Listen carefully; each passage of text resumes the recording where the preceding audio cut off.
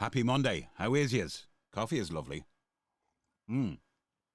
As is my new best mate. Check out Chloe Slater.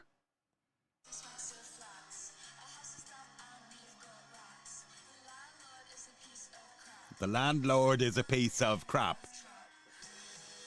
Yeah.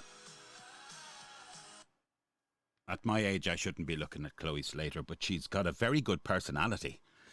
So, speaking of age, it was 40 years ago yesterday since that amazing day that some of us lived through. LIVEAID, of course, I'm referring to.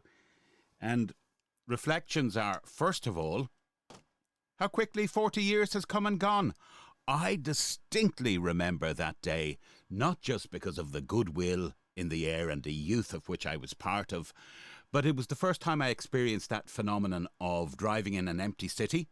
I was driving from a girlfriend's house to the old barracks I used to live in, and I suddenly noticed, now I'd watched a bit of LIVEAID on TV in her place, but I suddenly noticed there was no one around. It was like that World Cup thing when Jack Charlton and the team took over. It was just amazing, like a ghost town city type vibe. But since I got back from the States a few weeks ago, my feet have not touched the ground, and yet things have been neglected, like my Scary Era, which I'll get back on track. Scary Era Paranormal Podcast, into episode 17 now.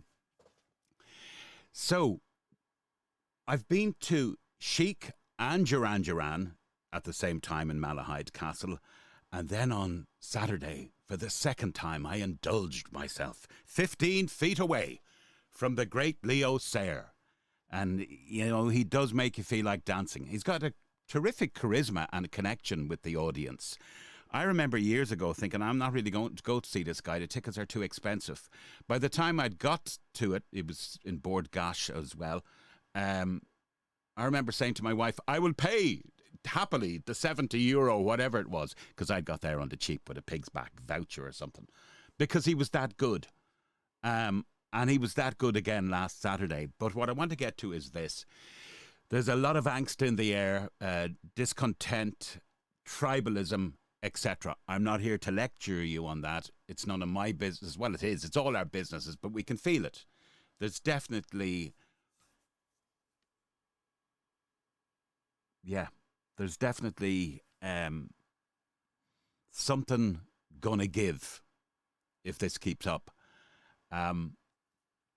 However, back to the LIVEAID thing and the vibe thing, more importantly, at Chic and Duran Duran and Leo Sayer, what struck me and reinforced and was emboldened was the fact that music and talent and entertainment all fuse together, tap into the common denominator of most people, which is to have a good time while they can on this earth without harming others.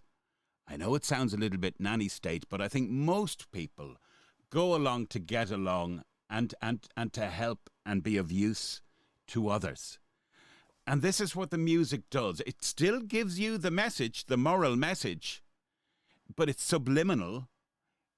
It changes your state. Because you just got to dance. You got to dance to Rio. You got to dance to You Make Me Feel Like Dancing. You got to dance to Dance, Dance, Dance by Nile Rodgers and Chic.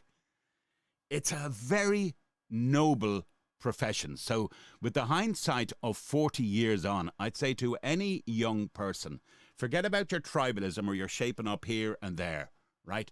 That stuff, it will blow itself out to some conclusion. But if you can still motivate the masses in a positive way, that you don't lecture at them, they're going with you. I mean, Simon Le Bon only has to say one or two sentences of any kind of political ilk, and he's not the greatest, by his own admission, he wouldn't be a statesman. Or, you know, you just got to say one or two things, one or two very, put in the comment, pull it back, get on with the show. Don't turn it into a big freaking political rally. And I think the vast majority of people, you know what the prevailing vibe is, and that is one of peace. Does that make sense? Probably not.